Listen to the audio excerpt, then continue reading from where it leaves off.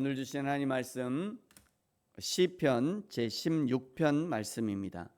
시편 제16편 1절부터 11절까지 말씀이고요.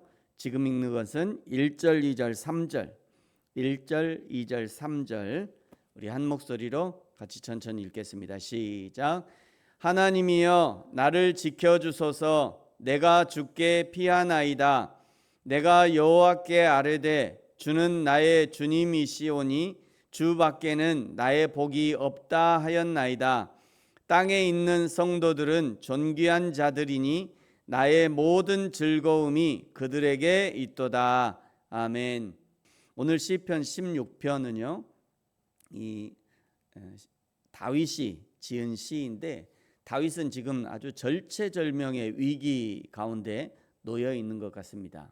왜 그러냐면 10절에 보시면 내 영혼을 수월 지옥에 버리지 않을 것이고 자신을 멸망시키지 않을 것이다. 11절에 생명의 길을 내게 보이셨다. 이런 단어들이 등장하는 것을 보면 다윗은 지금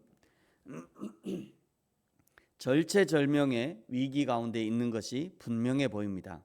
그러나 구체적으로 어떤 상황인지는 알 수 없습니다. 왜냐하면 다윗이 그 상황을 말하고 있지 않기 때문입니다. 자신이 겪고 있는 상황을 구체적으로 말하기보다는 오히려 자신과 하나님과의 관계에 대해서 집중해서 말하고 있습니다. 저와 여러분은 위급할 때 누구에게 피하십니까? 피할 만하다고 생각하는 다른 어떤 것보다 우리의 진정한 피난처가 되시는 하나님께로 가장 먼저 피하고 가장 먼저 하나님께 도움을 요청하시기 바랍니다. 1절에 다윗이 하나님께로 피하고 있습니다. 1절을 보시면요, 하나님이여 나를 지켜주소서. 내가 주께 피하나이다.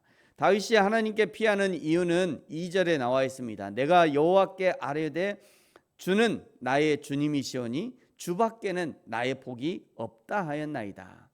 이런 사람이 참으로 복 있는 사람이죠. 이런 사람을 하나님이 기쁨으로 보호해 주시는 것입니다. 3절에서 다윗은 땅에 있는 모든 성도들은 존귀한 자다라고 고백합니다. 왜 땅에 사는 사람들이, 땅에 사는 성도들이 존귀한가? 성도가 땅에 있을 때 하나님은 여러 가지 기회를 주시기 때문입니다. 땅에 있을 때 예수를 믿어 구원 얻을 기회가 주어집니다. 이 땅에서 생명이 끝나면 더 이상 기회가 없어요. 이제 천주교에서는 연옥설을 주장하잖아요. 이 연옥설이 뭐냐면 이 땅에서 죄를 짓고 죽어도 천국에 가기 전에 연옥에 간대요. 그래서 연옥에 있는 사람을 위해서 이 땅에서 부지런히 빌고 부지런히 선한 일을, 이 사람을 위해서, 지금 연옥에 있는 사람을 위해서 이 땅에서 부지런히 빌고 막 헌금도 하고, 핵심은 헌금이에요. 막 헌금도 하고 막 많이 헌신하면 이 사람이 한 단계 올라간다. 한 단계씩, 몇 단계가 있는지는 알 수 없지만 한 단계씩 올라간다는 거예요. 그래서 이 땅에서 뭔가 헌신을 많이 하면 한 단계, 아버지를 어머니를 위해서 한 단계 이렇게 올라가 가지고 결국은 천국에 간다. 이 이단이거든요. 이 연옥설 그 이단입니다. 그렇게 되는 게 아니에요. 성경은 그렇게 된다고 얘기하지 않습니다. 이 땅에서 예수를 믿어야 구원 얻는다고 얘기해요. 예수 그리스도의 이름 외에는 다른 이름을 우리에게 주신 적이 없대요. 그러니까 이 땅에서 예수 믿는 기회가 주어지는 거예요. 이 땅에 살아갈 때. 여러분, 그러므로 이 땅에 살 때 예수를 믿으셔야 돼요. 이 땅에 살 때 좋은 일을 해야지 죽고 나면 아무것도 필요 없습니다. 그냥 우리는 이 땅에서 생명이 끝나는 순간 하나님 품에 안기는 거예요. 그 좋으신 하나님, 그 하나님 품에 안겼는데, 내가 그 좋은 하나님 품에 안겼는데 무슨 이 땅에서 뭐 아무런 상관이 없어요. 그래서 여러분, 이 땅에 있을 때 예수 믿을 기회, 구원 얻을 기회가 주어지는 거예요. 그래서 존귀한 자다라고 얘기하는 겁니다. 또 한 가지, 땅에 있을 때 내 이웃을 사랑할 기회가 주어집니다. 땅에 있을 때 하나님과 이웃, 하나님의 교회를 섬길 기회가 주어지는 거예요. 떠나면 끝이에요. 아직 이 땅에 있을 때 이런 기회가 주어지는 거예요. 우리가 이 땅에서 생명이 그치면 더 이상 이런 기회는 주어지지 않습니다. 그래서 땅에 있는 성도가 존귀하다. 천사도 흠모한다잖아요. 천사도 우리 성도들을 흠모한대요. 그래서 땅에 있는 성도들이 존귀하다라고 말씀하는 거예요. 사랑하는 성도 여러분, 저와 여러분이 하나님이 주시는 인생의 기회를 가지고 마음껏 여호와 하나님과 이웃을 사랑하고 섬기는 저와 여러분이 되어지기를 예수님의 이름으로 축복합니다. 4절에요. 다른 신에게 예물을 드리는 자는 괴로움이 더할 것이다 말씀합니다. 다른 신의 존재를 인정하는 것이 아니라 아무것도 아닌 다른 신이라고 속이는 사단 마귀에게 머리를 조아리니 그것 자체가 괴로움의 시작인 것이죠. 5절과 6절이 여호와 하나님을 섬기는 시인의 고백이죠. 5절에 보십시오. 여호와는 나의 산업과 나의 잔의 소득이시니 나의 분깃을 지키시나이다.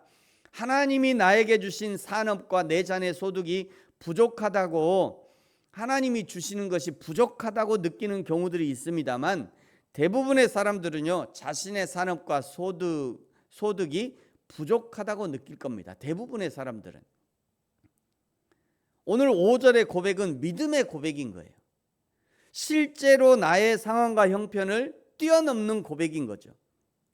나의 지금 상황과 형편을 뛰어넘는 고백, 믿음의 고백을 할 때 실제로 그것을 뛰어넘는 기적들이 일어나는 겁니다.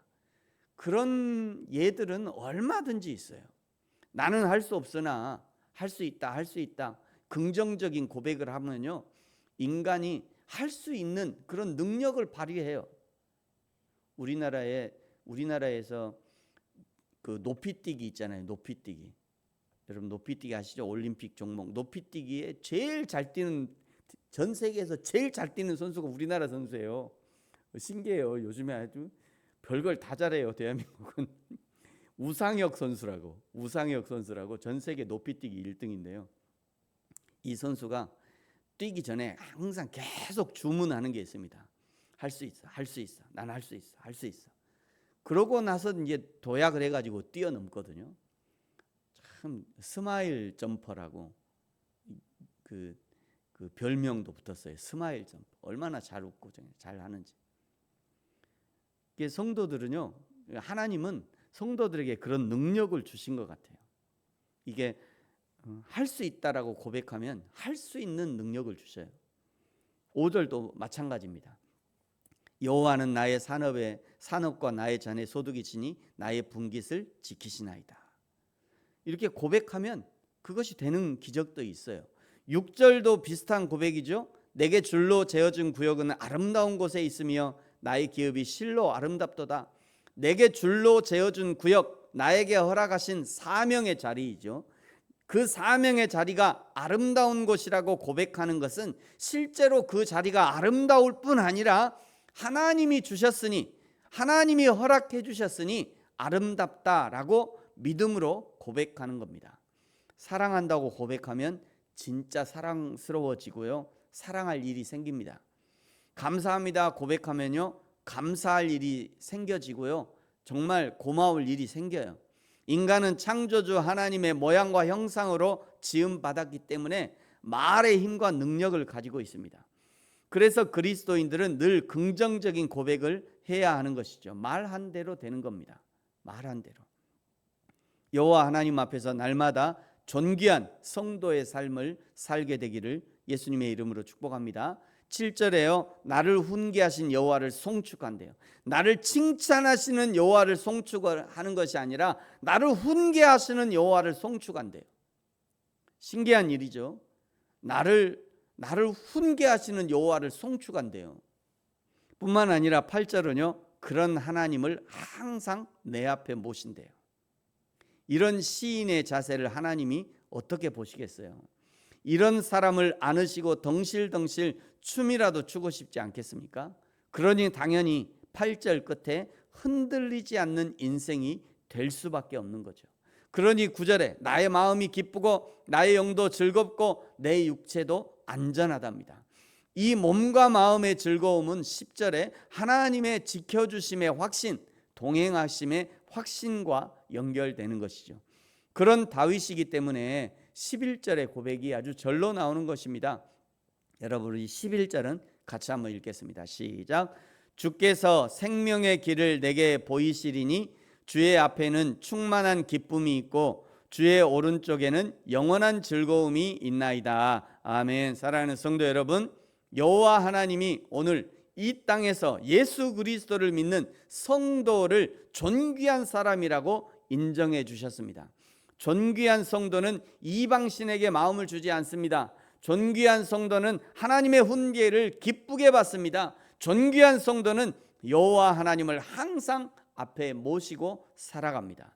저와 여러분이 날마다 여호와 하나님과 동행하심으로 안전을 누리는 삶, 기쁨과 감사와 생명을 누리는 그런 존귀한 삶을 살게 되기를 예수님의 이름으로 축복합니다. 기도하겠습니다. 하나님 아버지, 감사합니다. 날마다 여호와 하나님과 함께 하나님과 동행하는 인생이 되게 하시고 나를 존귀한 자로 여겨주시는 하나님의 은혜에 감사하면서 이 인생이라는 기회를 선용할 수 있도록 축복하여 주옵소서. 하나님, 새벽에 예배하면서 하나님의 은혜를 기억하고 사모하면서 귀한 예물 드렸습니다.